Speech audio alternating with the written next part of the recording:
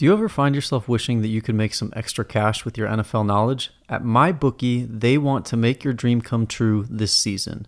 Right now, all players are invited to play in the free $50,000 Survivor contest. Winner takes all. Contest starts October 8th and closes October 14th before the start of Monday Night Football.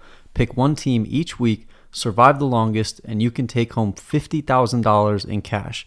Make a successful deposit with MyBookie, and you'll receive free entry into the contest today. Between football season, the MLB playoffs, and the start of NBA and NHL seasons, it's time to get off the sideline and get into the action. If you're going to bet this season, do the smart thing and go to mybookie.ag, because no one gives you more ways to win. If you join right now, MyBookie will double your first deposit using the promo code CryptoStreet. That's one word. Visit mybookie.ag today. You play, you win, you get paid. Ladies and gentlemen, welcome to the main event. Let's go.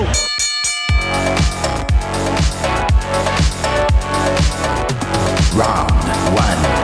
Fight. Thank you for tuning in to the Crypto Street Podcast. Here are your hosts, Killer Whale, Prince, and Crypto Dale. And remember to tip your waitress. What is up? What's up? What's up? Tuning in, Crypto Street Podcast. Love you so much. This is Dale. Halfway through the fantasy football season. We'll comment on our fantasy football league later. There is a new cowboy in the house in our fantasy altcoin draft. New leader, folks. Can't wait to share with you. Prince was leading last week, and he has been dethroned. Uh-oh. So I have a feeling you wouldn't be so excited to share if it wasn't you leading. Yeah. maybe. Just Maybe. a thought. I don't know. I already know where this I know it's not me. Well, it's either you or myself. Well, so Coin toss. coin toss. So what's up, guys? How's it going? I get to say like what the most basic Prince thing to say, just living the dream. Living the dream. I knew it. Yeah.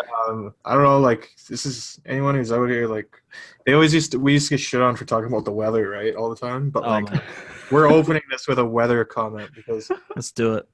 started this week and it was like snow, like all through the weekend, like just so much snow. I No thought it was kidding. winter.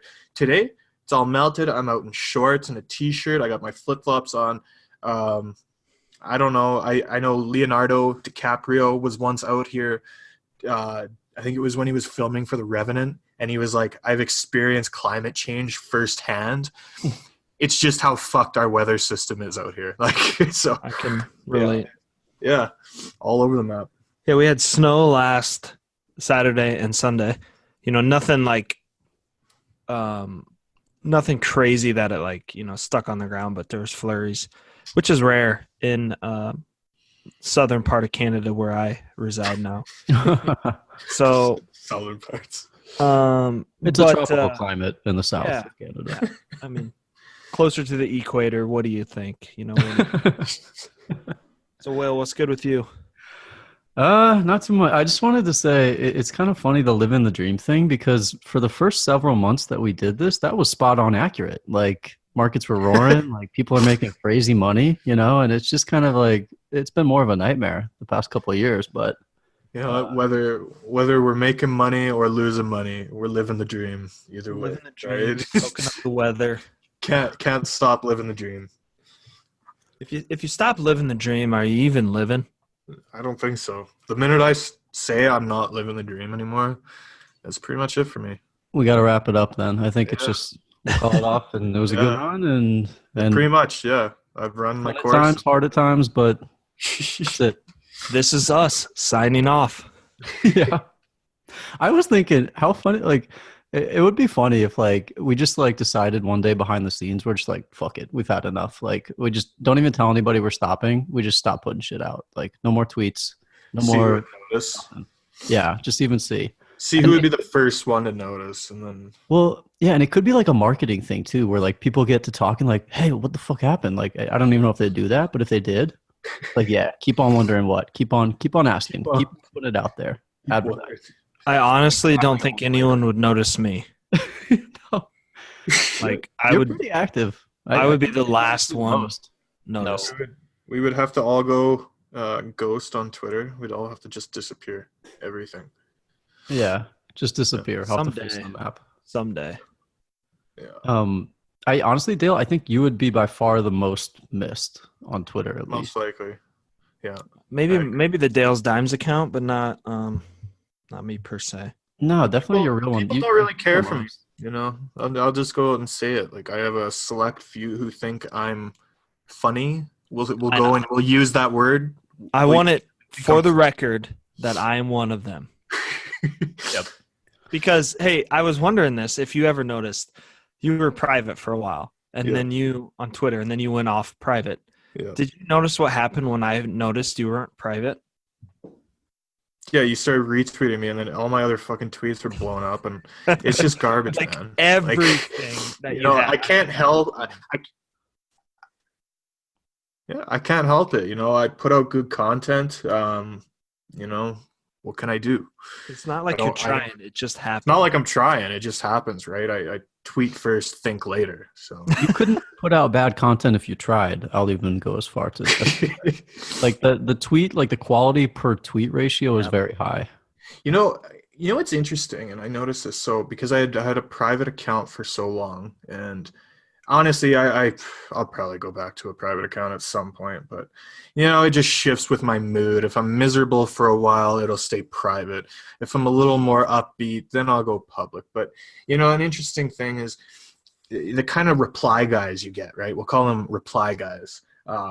Once you're public, right? And so everybody will know. They'll have their own reply guys who don't follow them, have next to no followers themselves, but yet anything you tweet, they're going to give you a shithead reply. And they're just going to try to get at you, you know? And I don't know what it is, but I've noticed a trend where a majority of these accounts that seem to like to get chirpy at me are Aussies. This really took me for a surprise. I did not expect this, okay? Me and the Aussies, I feel like we're one almost. You know what? Great people. I got a lot of real close friends who are Aussies, but it really does. It catches me off guard because I'll always lurk a person's account who's yapping off at me.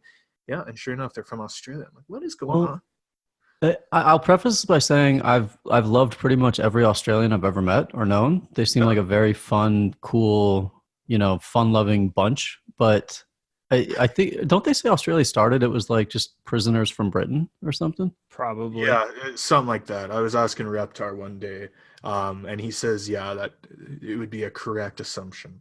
I mean, it makes sense. They're wild people, like they in a fun way, like not like a dangerous way, really. Yeah. But you know, yeah, whenever the people who have given me the most shit on some of the most pointless things, there is a correlation, it seems, that their location always says Australia. So I don't know. And it could be some pretty like stupid, pointless shit, and they will just get on me for it. So yeah, just an interesting trend. Now that I'm public again, I'm going to be kind of documenting all of this. So You had your IPO. yeah, I'm watching. I got names. I got a list. I'm watching locations. You know, where are you saying you're from? Oh, another Australian. Oh, interesting. So when Good A Mate asks us to come and talk at their crypto conference, we know we probably aren't going to go. They'll probably just ignore me, right? They'll deal with you guys. Can you, if we actually got invited to one in Australia, I'd be down, but everything would have to be paid for. Oh, my Everything. Yeah, I don't know about that flight, but Speaking of, Maybe if I wouldn't be anyone down, wants us to go to a conference, I'm about due for one. I'm about due for one too. But I don't know. At the same time, it's like, did you guys see the Craig Wright? What a great that's segue. so- Yes. There's that conference going on in LA right now. I can't remember the name. CIS, right? CIS. Okay. You know, you got people. It looks like a pretty professional event. You got a whole bunch of suits walking around. You got the ties on, and yeah, I guess there's a video, and it was just the purest crypto thing I have seen. You know, it's just some lady yelling at Craig Wright about farming pumpkins and how he's just a bad man. He's not good, and you know, it was just absolutely like it was entertainment. I'll tell you that. I was thinking to myself, it's like for everybody who's going out and buying these, you know, conference tickets, like half the time, like, you know, let's not kid ourselves. most of these are all overpriced as shit, right? Like they're not worth what you're paying. But that was entertainment, and that would have made a ticket being potentially actually worth its price to me. Well, can you know just what's- hear Prince laughing at that if we were there? I was thinking to myself, I was like, I'd be bursting out. Like the whole room would hear me. Like, Get a load of this guy. Right? Get a load of You this say, gal. Get a load of this guy. yeah, And no, he'd be knocked, Dale, check this guy out. Check this. Wait, have we told this story when Prince was in LA? You get kind of like a high proportion of weirdos in Venice, I would say, is like the weirdo capital of LA. And we were walking around and just like every strange person, Prince is like, get a load of this guy, like right to their faces. I don't know if we told that before, have we? It was so classic. I don't know. You know, sometimes I feel like a dick because I won't even like. No. You know, I won't even catch myself, right? As I'm like thinking to myself and talking out loud at the same time. So I'm like, you know, I'm observing my, you know, okay, what's my surroundings? And I'm gonna say like, LA is not, you know, Calgary. So, you know, like you said, different place. It is very different. Real quick, going back to Craig Wright, you know something I want to talk about? He wears these bright red socks, it seems, to every like big event, and I just kind of take an issue with them. I think they're too loud. I know this is a minor thing, but it's slow right now. There's nothing else to talk about. Like I'm a little bit offended by these socks. I've never been a big dress sock guy, but I would maybe say that Craig has had a positive influence on me there. I like to think that maybe schnazzing it up a little bit, getting a little bit of color on the ankles. It's bold. Yeah, not a bad thing. Let the people see. Show it off a bit. Show those ankles off. You know? Yeah, I don't know if I like it or hate it. Like my initial reaction is like, what? Like easy on the socks. But the more I think about it, I'm like, it is a nice accent, you know? It brings some life to the outfit. Yeah, it's a little character. He's disgusting, and anything with him is disgusting. Well, how about what? Tone Vase? They got Tone Vase there, and well, you know, our boy Tone. Tone's a funny guy. Anyway, so Tone goes and he's wearing this shirt that Craig Wright is a fraud, and he's sitting on stage with Craig. And then, you know, there's a whole bunch of pictures after. Two guys just being buddies, you know, arms around each other, sharing a good laugh. You know, and it's like, so what's the shirt about, man? You know, it's like, They're in cahoots. Yeah. On the drama. I hear him tweeting about how he charges people 0.3 Bitcoin an hour for a consulting fee. It's just ludicrous. That's It's disgusting. embarrassing. But like this conference and him saying that is just embarrassing. But you know, here's the other thing: is people will pay it. People are paying it, and you're right. That's even more embarrassing. Yeah. Blows me away. Which, by the way, we'll charge 0.03 for any Well, it's got me thinking. gonna It's like say. if Tone's getting that, like I'm sure we could just do a slapdick fucking corporation together. Bag Bros Consulting. I don't know, whatever. Shout out, big bro. Like just the biggest half-ass thing ever. And you know what? It could probably make some money. This is the vibe I've got now, hearing that he's getting away with that. So Yeah, if you're interested in some consulting from Crypto Street Podcast, go ahead and DM our Twitter account at Crypto Street Pod. We'll consult on whatever you want, but obviously it's going to come with a charge because we're expert consultants. Yeah. And I have been a consultant for 30 plus years. there you True. go. And I know you two are 20 plus. So, Yep.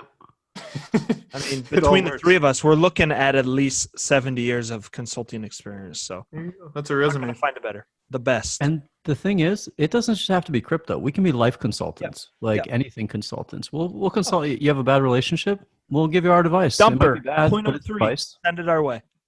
Yeah. You know, it's funny. I've always found the whole term like, oh, what do you do? Oh, I'm a consultant. No Huh. That's pretty vague. So you could really pretty much just be doing anything, and I'm not going to know the details of it. You're just a consultant. Like that's a good title. It's a good title.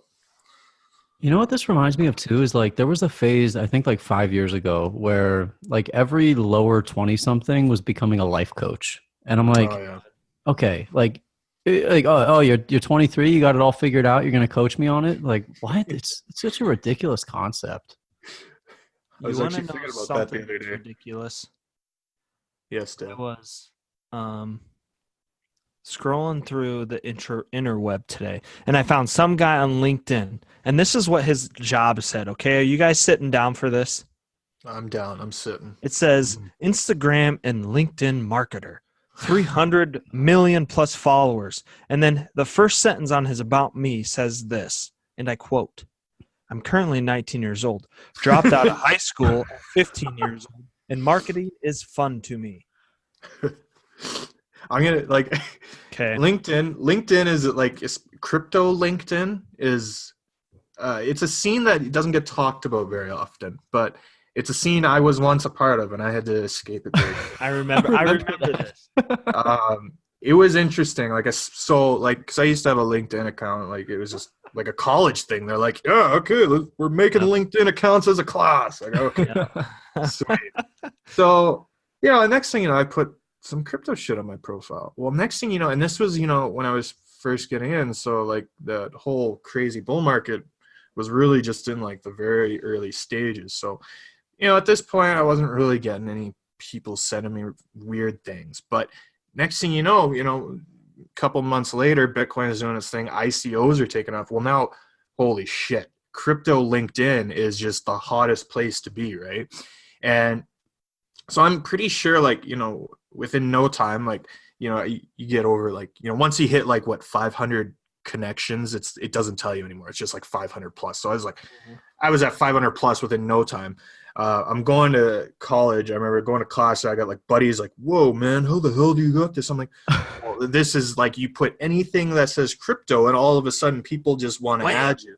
Yeah. And it turned, like, honestly, I just ended up deleting my account because it was just such a mess. But the shit, like, if you're going to get scammed anywhere, I don't know. I've never got on crypto Facebook, but crypto LinkedIn, that was like a scammer's paradise. That is where, like, more than even Twitter, it was like, and they just had they didn't hold back on anything. They would just DM you, and it was like, "Hello, sir, I got something to sell you today," and it was it. And they would just get going. And yeah, I had to leave. But I've heard stories of guys who like use it because they're actual professionals. Like, Let's use this as a learning experience. So that's where the most gullible people are, right? Because that's all like the boomers and such who are still on. Yeah. But I have a friend who's like a legit professional, right? Like, he's, prop trader, all that stuff. And, he has a business in crypto, and he's a consultant. And, and he was saying how, like, yeah, like, he didn't realize it. Like, sure, you can make a lot of great connections, but sure as shit, like, he had somebody, trying to get into his accounts and everything. Pretty much because of his LinkedIn saying, "Hey, I'm into crypto. Like, take a look at me," right? Here's my idea, guys. Let's hear me out for a second here. We make a super official looking one, like for the next bull run. We get a picture of some good looking dude in a tie and a suit, and like just we steal somebody's picture and we name him like something fancy sounding, like Archibald Worthington or some kind of other name. Take my We money. start scamming. Yeah. Who wouldn't give money to that guy? If he looks the part. We can even say he's British if we want to sell like the sophistication thing. Get me some England, biscuits. Manchester. Oh yeah, I remember dealing. I remember like I did an ICO. It was an exchange token, and this is way before exchange tokens were cool. I don't even think this exchange launched, but yeah, I'm just like remembering some of this past LinkedIn crypto experiences, and like DMing with this guy who is the founder and CEO. And being like, and just getting on and being like, "Hey man, this is what I want. This is what you need to be doing right now." And like, honestly, like, I don't know how I didn't lose money on it, but I don't think it ever made it off of Ether Delta. And I was out as quick as I fucking got my tokens. It was like, Ether Delta. Yeah. And I don't think it ever, I think that was as far as it ever made it. At this point. Yeah, I think they raised like 2-3 million or something. Did you guys see fucking Cryptopia is doing some kind of like physical like redistribution? Yeah, they're auctioning. Oh wait, okay, wait. I saw the auctioning part. Yeah, I saw the auction stuff. Maybe that was it. Okay, yeah. I probably misspoke. I didn't really read it. I just saw a headline. Okay. So I'm off on everything, but that was like the gist. Yeah, it was lurking their auction. What does it even mean though? You get like a letter being like, "We owe you 0.004 Doge." Like, I don't know. I was looking at the auction for their the office supplies they had and everything, and there was actually a pretty nice recliner chair that had no bids on it. Yeah, it had no bids on it yet. But then I was like, yo, I might fucking get in on this. Like that's a nice it's not a lazy boy, but it wants to be, right? But it's not. It wants to be. This is the chair our CEO sat in when he exit scammed you. And so yeah, that I was saying It's history. but I guess only if you're out in New Zealand, you can only New Zealanders can. I was gonna say, you imagine the shipping cost getting a lazy boy chair sent from New Zealand to Canada. Yeah, I know. You know what? There was no bids on it. I was like, damn, this is good. Because nobody who knows what Cryptopia was has any money anymore. That's why. Had some good There's some days. computers on the website. An Apple MacBook Pro 8.1. Infected with malware, I'm sure. Yeah. Fat viruses. Do not load any cryptos on this because we will take them. The minute you turn it on, the little camera light starts blinking at you. Someone's watching me. Do not fap with this laptop at any cost. All right. God. So, what do you guys think right now? Bitcoin price action. What are you guys' takes on the land right now? What are you guys seeing? Dale, you had a theory. Let's hear. I personally rationale. I personally think the 7,600 range. I think the last time we talked about this, I still said I think we'll see 7,600, and we kind of almost wicked down to it here on the 30th of September, 77. But I see this kind of merges with something else we wanted to talk about, Angelo's 6K tweets or tweet. But in my opinion, and he's a lot smarter than I am and more knowledgeable with this stuff. But in my opinion, I just think 7,600 range is going to hold. Haven't seen a true test of that since June of this summer. So, I think we're going to see another test of that. And if that doesn't hold up, yeah, we could see a six in front of the Bitcoin price. But I just think there's too much support at 7,600. I think bulls want to defend that area. That's my opinion, but right or wrong, I don't know. Refer to my tweet with Alex Jones when I say people ask me. So, I don't know. What do you guys think? What about you, Killer? I think I agree with that, roughly. I could see a drop to either 73, or if we break that 6K-ish. And what I'm basing that off of is I think one of the more effective means that I've found of looking at chart is making these rectangular sort of zones where it's not just a line, but it's a region within a range where you're okay, a lot of action has happened here. And a ton of the consolidation over the course of the past year and a half has occurred between 7,300 and 5,900, we'll say. So 5,900, 7,300.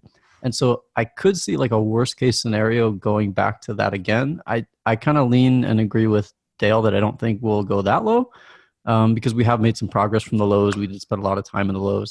And it seems a little bit aggressive to think we go back into the sixes, which it makes me think of the Angelo thing that you mentioned where, great trader, but it's not gospel. It's not just because people get pretty religious about it. Yeah.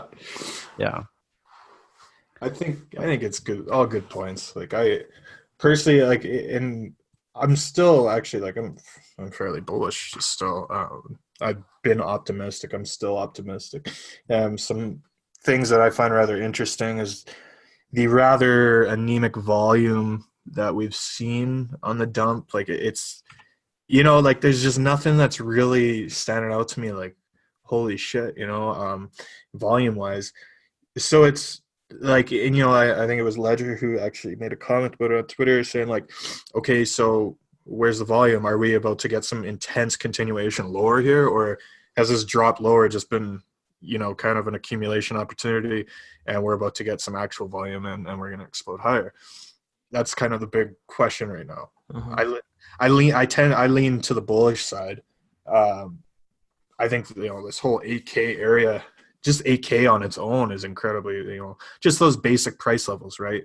Those round numbers that people like. 8K is one of those. And we've been fighting with it right now. So I don't know, it's interesting. Like even just watching, in the deribit on the options markets, since we had that big dump lower that brought us, from above 10K down just a few weeks back, like implied volatility has just gotten crushed like hard and quick, faster. Like I would say it's gotten crushed faster than it usually does off of a move like that, just in the time frame that it has, gone down to where it is. So it's just, there's a lot of things right now that I'm watching. I'm like, so what is going on? Another weird thing is, and now this is something that I like, everybody likes to talk about. Oh yeah, I'm an order flow trader. I like to watch order flow. Well, order flow is hella important if you can actually dissect it. And I really like watching, if you can catch, order flow and be able to decipher what you think they're actually doing in the options market. It can almost be more helpful at times, just to see things like, before we had that big break, I tweeted how there was a hell of a lot of buyers stepping up and just smacking the asks and just showing up consistently on the 9K and 8K puts. And then, we were still, in that 10-5 zone, right? So that's a pretty steep drop they're looking for. And then, sure as shit, a week before they expire, we're down there and these guys are in the money on all of this premium that they were buying. So seeing some similar action now on the 9K calls that expire next week on the 25th. So, I'm watching this, and after seeing that, thing play out with the puts at the start of the month, this is the first actual serious action I've seen on a given strike. And we'll say where it looks like, majority of what I'm seeing is actual buyers stepping up and just straight up buying premium.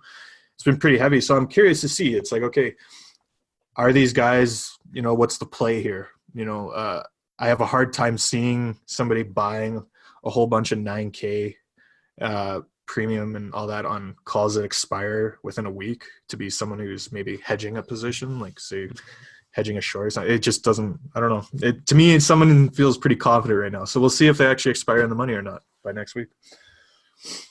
I always like hearing your perspective on options for a couple reasons. One is that you understand them far better than I do, and so it's something that is like shoring up a weakness of mine. And another thing is, in traditional markets and most markets, people who are looking at options and trading them are usually among the more sophisticated people in that given market, because you don't have mom and pop coming in and logging on to Coinbase and being like, I wonder what the long dated calls or the leaps on these shits are priced at. It's like, it doesn't happen. And so that's the thing, right? And that's where it's like, if I see a lot of activity in a given strike, it's like you can't not pay attention to it, because, and it's exactly like you said, usually people who are actually willing to go out and throw serious capital at, buying options, paying premium on, a contract that its intrinsic value is zero, as long as it's not above, the price isn't above 9,000, right? So this guy's going to be out of a shit ton of money. I'm guessing it's probably one trader based off of the order history and how they've been going about it. But so it's that thing. It's like, okay, well, you're buying out of the money plays here, whether it be calls or puts, whatever they might be doing, and you're dropping a lot of money on this premium that, if you don't get that price, it's worthless. It's zero. Like there's no kind of you're getting money. And with those too, like these guys are pretty much going to be waiting for settlement, because they're not going to be able to just say, hey, I want to get in and now I want to get out and have, somebody who's going to take their position on them, because the markets aren't, that liquid. They're pretty wide. So yeah, I think and that's the thing. I think more people got to pay attention to options, especially, like over on Deribit. It's like, it's an easy thing to watch, but it's like you said, when you got guys who are going there, and spending serious capital, it's usually because they probably know what they're doing pretty well. one thing I was thinking, go ahead. No, I just was saying perfect. Yeah, right. I hope so. I think one of the things, going back to Angelo really quick, is there is this idea that maybe this guy has so much money that he's actually saying things to take positions based on the reactions to the things he says. And I don't know. I haven't done a deep enough analysis on the average daily traded volume and whether he'd have enough to actually affect that or, benefit from that or capitalize on it. I think it's interesting. It's kind of cool to think about like this like rogue anonymous guy like sitting somewhere with like millions and tens of millions of dollars and he's because this stuff does actually happen in traditional markets with hedge fund managers. They take a position and then they come out in public and they go, I'm bullish on this, and it goes up 20% and then they sell by the end of their comments. You see, the other thing I've wondered about is like, so because like it's kind of like when Angelo makes a tweet, like sometimes the market moves, right? And he's a guy who's made a shit ton of money in these markets, so people take note and reason, for a good reason. But I've wondered, I've kind of been like, if I was in that position, maybe I'd tweet something and then the opposite of what I want, right? Because if I know I can move that market lower with just a tweet, it's like, sure as and I'm looking to get a position long or something, sure as shit, I'm going to make a tweet that I'm bearish and I'm going to wait for, my followers or so, and people are going to be like, well, that's a shitty thing to do. Well, it's like, that's happens, literally the markets. Like, you can either have people doing it to you on Twitter or they're going to do it to you on CNN or CNBC or Bloomberg, right? It happens all the time. It's just how they appear when they're doing it. Are they wearing a suit and talking to you, over the TV, all this shit? Or is it some cartoon, Twitter account? It's all the same shit, right? And the thing is, even if it's a 5% better entry, when you're working with the kind of size that he probably is, that's a lot of money. It's like for, Joe Blow trading $100, like he doesn't care if he's in at 100 or 95, but I mean. So I always look at things and I always question. I'm like, that's the thing, right? It's like, I can't look at anything just straight on and say, yeah, okay, that's just what that's what he thinks. It's like, I'm always like, okay, what is the real motive here? What is the real play? I'm always, everything I look at, it's like, okay, what's the real intended purpose here? Yeah, I think this like clandestine nature of everything here is like one of the things that keeps the space interesting. Is it's very mysterious, and there are all these players, and many of whom are unknown to the public, but they have reputations based on their avatars or handles or whatever that are pretty big. It's kind of cool, It is, and it's still a very small market where, somebody who has experience, in legacy markets, trading and all that over the past, decades or whatever. They have the capital, the means, they can come in here and I'm sure they could find this place to be like kind of a bit of a paradise, right? If you get the means, you can kind of push this market around on your own, right? Oh, yeah. Like we feel like we've made it a long way, but the average daily volume on this stuff is still tiny compared to any legitimate legacy market. So exactly. We haven't come that far yet. Yeah, and we're still arguing at conferences, so we still have We're still I think that lady was a plant. I'm going to put my tinfoil hat on. I think she was a plant. I think it was a drama-inducing actor in the audience. I don't know. It is LA, right? So looked like it. I mean, come on. If anything, tomatoes. Yeah, I don't know. Like, wait, what was she even talking about with the farmer thing? Like, does he have a farm, Craig? I have no clue. Like, I just didn't know. I guess it doesn't matter. No it's just idea. I just, it's like crypto. You really bring in a lot of people with different, we'll say, mental outlooks on life and such, and you get a lot of weirdos. There's one conference we went to where we were not speaking, but we were guests, where I think this was like exhibit A of the type of people that get drawn into this despite having zero knowledge of it. We'll kind of leave it at that. You guys can expand if you want, but man. Yeah. Oh, God, yeah. Like, or I don't know. Like, I don't know if I want to like call it out, but like, yeah, like some of these things, they really attack the old people to get money. It's actually really greasy, and it's like, or what we go to this club, this team hosts this big open bar party, and they rent this club out. And the whole thing, like, there's just, the beats are blasting. You got Dennis Rodman on stage running the crew, getting it all pumped up, everybody going. And, you look out there and like the average age had to have been like 75.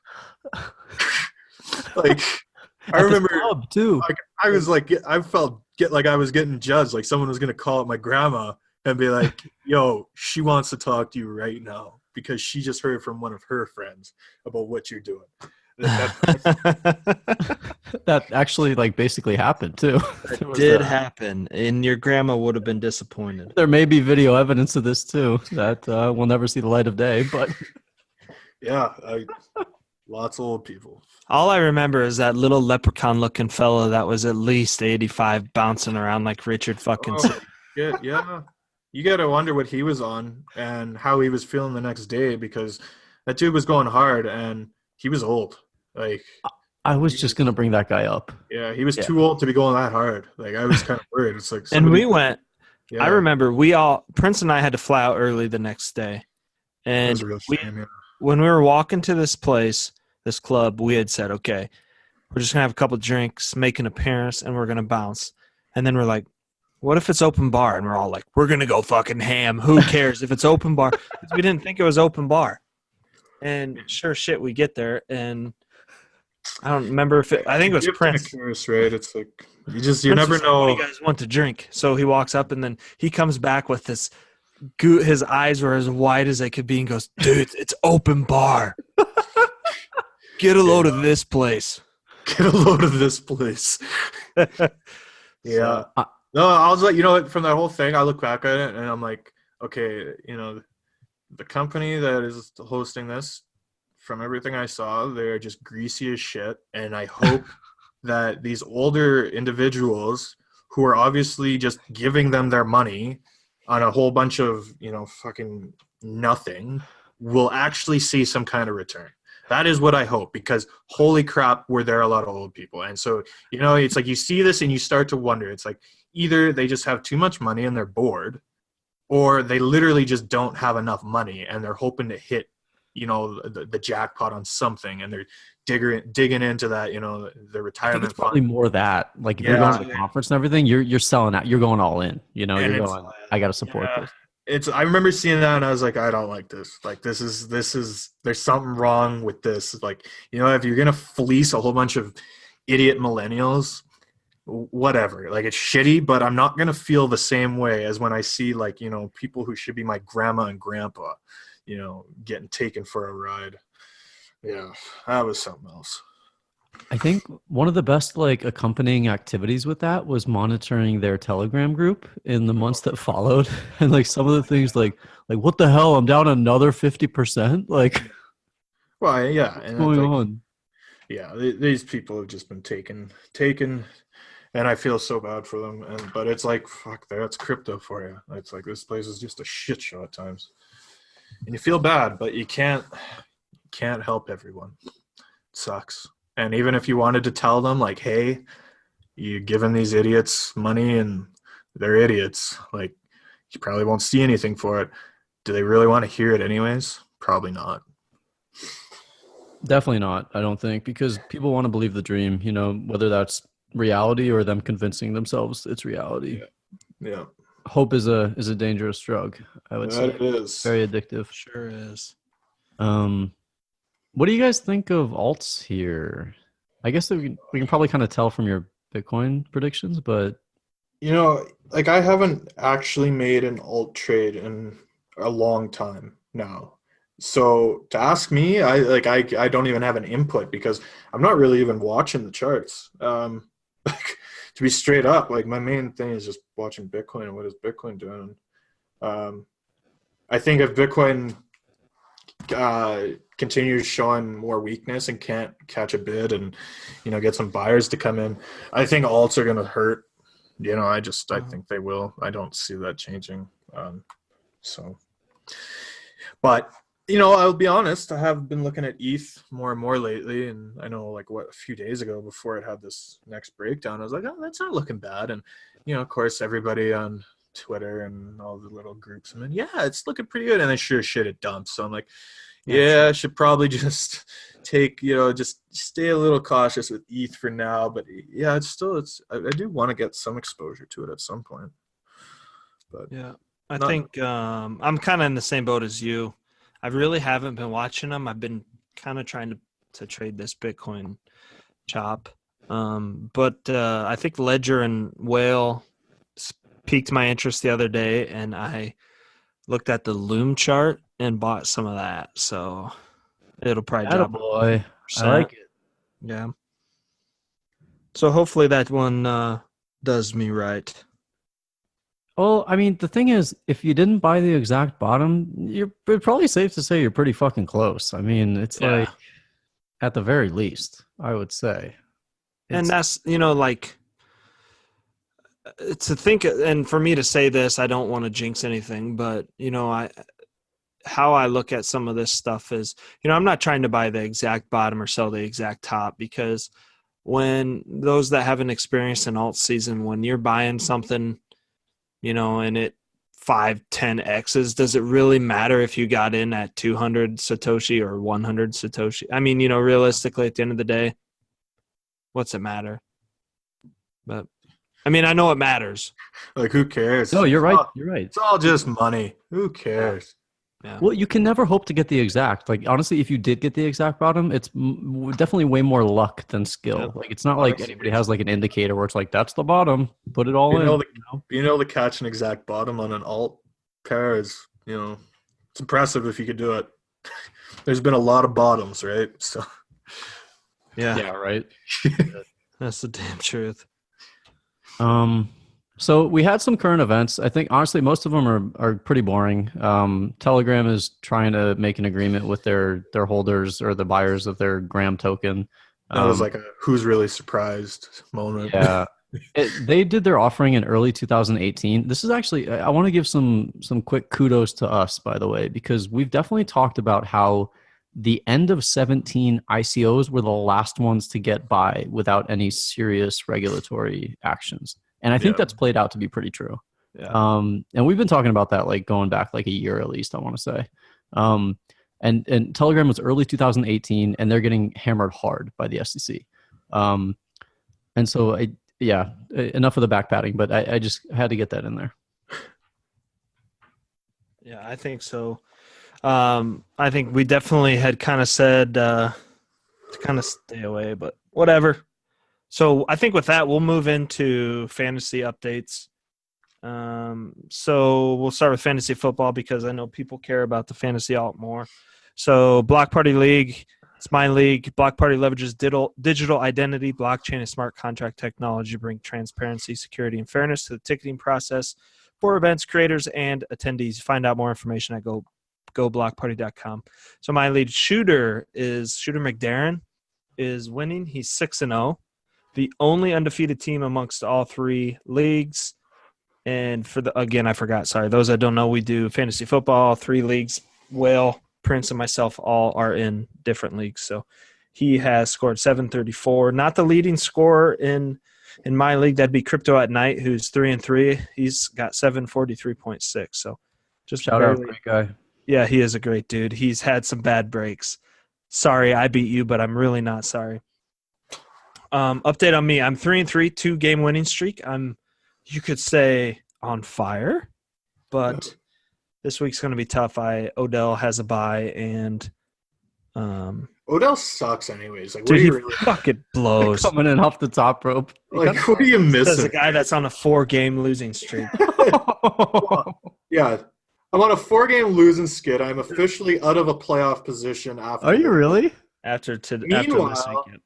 I'm You started third. out hot, didn't you? Well, I'm third yeah. in my league for points. Meanwhile, I'm not even in a playoff position. Your Like, league what the hell? sucks. I don't get it, man. Oh my God. I'm losing games by 4 points, 5 points, 8 points. I don't know what to do. The guys are demoralized. I'm about to just walk out. Fire the coach. I got a for sale sign on this team right now. Like, we started the year 2-0. Now we're 2-4. I'm just scratching my head. We're putting up points, yet everyone else seems to just be able to put up a little bit more every week. You know it's what? like Execution. Dale is 100% correct here. You got to cut your best player and fire your coach right now. No matter how good your best player is, even if he's your quarterback, cut him. You got to send him. Gone. Coach walked out. He's gone. He left we're the job. coachless right now. We had a chat. And he's just demoralized. He's just out of it. He's not. He didn't even submit a letter of resignation. He just left. I got it. After I was struggling the first couple weeks, Prince, you came and talked to my team, so I'm going to come talk to yours. You know, Okay. yeah. Talk to Marlon Mack. Like, tell him to step it up. You know, I Yep. traded for him. I need greatness. I'll hop on the red eye and I'll come up there right now. Yeah, you know, I don't know what Call a to. team meeting first thing, 5 a.m. and we're gonna practice them all day long. Oh, we're gonna be running suicides. Fuck. We'll be So putting the Prince's garbage. League is the OhioBitcoin.com league. Ohio Bitcoin's a crypto market capitalization price index website. Same tools as all the other pricing index, but with real-time data. GTmetrics.com gives them an A. Check them out, OhioBitcoin.com. So in Prince's League, Scranton is tied for first, but gets the edge for points over Tunes. They're both 5-1. Scranton scored 780. So Shout out to Tunes. Yeah, Tunes is doing good, man. He's a little Tunes, but See, I think he only beat me by 8 points last 2 weeks ago too. Yeah. It was another one. It came down to one guy, and it's like I just needed these points, buddy. Just give me these points. Prince, yeah, you have outscored him by 30 points. Yeah, like I'm outscoring my league, but I can't win. I can't win, but I'm outscoring them. I don't Like get Prince said, he is 2-4, 703. Or I guess only 10 points, but regardless, tomato. I'm falling apart. Tomato. Last league is the Ardor League. It's a platform for businesses, developers that provides quick, easy, cost-effective, and scalable ways to use the blockchain. Check them out, ardorplatform.org. Wooderson is 5-1. He scored the most points in the entire league, 801.1. And the scariest thing about Wooderson's team is he's got Saquon on the bench, and he is still putting up points. Jesus. I think right now he's a lock to win it all, unless something drastic happens. His team is loaded. So the bad news is, well, you're 2-4 and you have scored the least points in the entire league. We got I how hate many to points say- did you score? Like 3 total. The entire. Will has scored 532.9 points. So we got the same record, and I've scored almost 200 more points than you. This is my right. life. This is my life right now. All right, you got to do this live on air. All right. All right. Ever remember? I have to I'll try. remember this. Yeah. It doesn't even matter. We got the same record. I can't win. True. So Wales You know scored. what it is, Chris? I can win the close games. My players have heart. Okay, they don't quit in the fourth quarter. That's what I only win blowouts. they're talking to. Oh. They're squandering leads left and right. Yeah. So while we're on Whale being last in points, this is probably a good time to transition to our fantasy altcoin draft. Oh Whale is also in last. no! So That's just vicious. That's just Completely threw me for a loop there. you just play it on his heartstrings and then you just laugh. Fucking kidding me? so as everyone that doesn't know, we each got one Bitcoin and we drafted a snake style, 3 rounds, 3 altcoins. Whale, your best performer. So you've got 2.81. So while you're improving from last week, you're coming up. But like you said a couple weeks ago, you're lulling us to sleep, and then right at the end of the year, you're gonna pounce. This was intentional. I knew my holdings were going to go down the first couple months. Yep. That's why I chose them. So your best performer is Tezos at 1.01, and your least worst performance is BNB at 0.85. So that means, like I had said earlier, Prince, you are in second at 3.29. FTT is your best performing at 1.35 BTC, and that's the best performing crypto out of all of us. And your worst is HT at 0.93. So that means in first, none other, standing 6'10", weighing 3 metric tons. Dale. Standing on his 2 hind legs. I've got 3.34 BTC with my my baby Lux at 1.27 BTC, and worst performing is Fluffy Pony's Monero at 0.87. So Here's what I'm gonna say. Lux, you know what? I could fart on that order book and I could move it up 20%. So Yeah, wait. There might be some collusion here, actually. I'm not buying into any of this. How Lux I'd like to file a grievance. right now, Yeah, actually. this once you said that, like, there's okay, what is going on here? Like, All right. Prince, I never thought about that, but I'm all in on the conspiracy now. Yeah. I think this is a rigged game we're playing. Yeah, here. we'll take that one with a grain of salt. Here's the thing, okay? 2 weeks ago, Lux was the worst performing crypto out of all of us. So I can't argue with your logic. I'm not a cheater, and I'm not manipul these things. Can't even pronounce it. Can't even. Well, can't- manipul is obviously- the correct pronunciation. Yeah. All right. Something new. I was gonna give everyone a tip of the week, and I just wrote tip of the week, and I don't even remember what it was, so I'm not gonna do that anymore. Just It like was a something. general life tip. It was something funny, and I can't remember what it was. It'll come to me about 35 seconds after we hang up. You know what I was thinking would be a fun little thing to do is, so I've been listening to Colin Cowherd a little bit more lately because he's on fire picking NFL games. Mhm. And he has this segment called Where Colin Was Wrong and Where Colin Was Right. And I think we could do a thing where like where we were wrong, where we were right. But it would take a lot of manpower because we'd have to like keep a log of all of our calls. But I think it might be funny. Just putting it out there. It could, and I'm just going to go ahead and maybe toot my own horn. I think it was last year I had said in whale reports once that Ripple was going to be 25 cents again when it was like $3, and it was. So thank you, Dale. Good job. Thanks everybody. I appreciate the hat tip. So And that was like almost the exact bottom too. That was pretty fucking close. Like pretty lucky. yeah, pretty good. What do you guys got going on the rest of the week? Anything exciting? It is Wednesday the 16th. No, my life is just my life. Living the dream. Living the dream.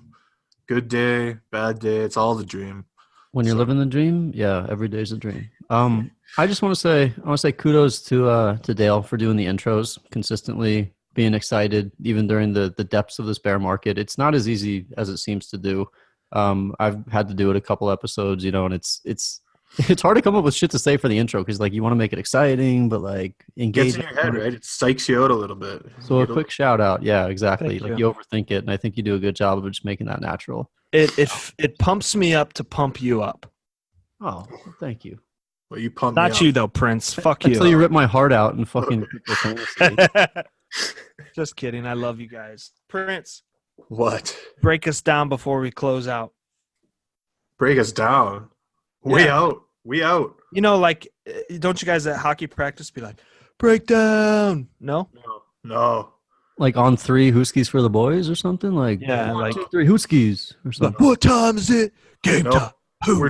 We're a bunch of individuals. We're playing for the number on the back, not the logo on the front, and making the most of it. See, that's a send off. That counts. That's good. That's it right there. There You you don't go. even need to get any better than that. So for Prince, Whale, myself, thanks for listening. Hootskis for the boys. Anita Hootski, it's been a while. Tip your waitress. Prince, what's the name of your hockey? Go Rangers, or no, what are the Canucks up there? Dale, you're done. Flames. You're done, bud. You're done. I'm done. Cancel. We're done. Peace out.